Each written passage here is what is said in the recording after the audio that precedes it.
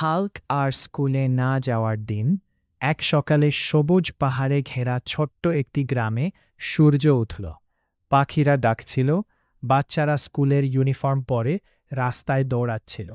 কিন্তু গ্রামের এক কোণে বড় একটা কুঁড়েঘরের ভেতর হাল্ক তখনও ঘুমিয়ে।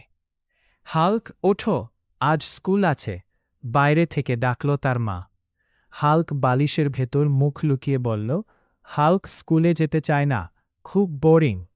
সে উঠে জানালা দিয়ে তাকাল। দেখল তার বন্ধুরা বই হাতে স্কুলে যাচ্ছে, কেউ হাসছে, কেউ গল্প করছে। কিন্তু হাল্কের মন ভালো লাগছিল না। তার মনে হচ্ছিল স্কুল মানেই কঠিন পড়া, অঙ্ক, শিক্ষক আর চুপচাপ বসে থাকা। হাল্ক উঠেই স্কুলের ব্যাগটা ধরল।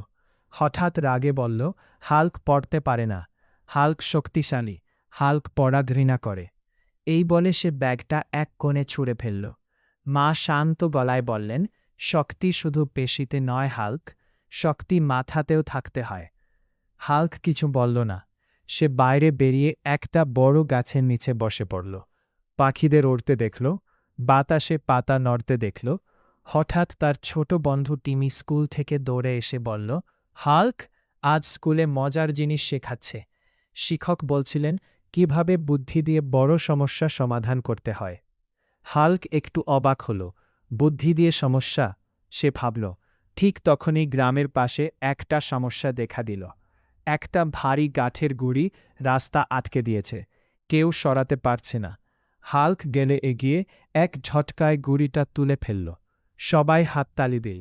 শিক্ষক তখন বললেন, দেখলে হাল্ক, তোমার শক্তি অসাধারণ, কিন্তু যদি তুমি পড়াশোনা করো তাহলে তুমি জানবে কোথায়, কখন আর কিভাবে এই শক্তি ব্যবহার করতে হয়।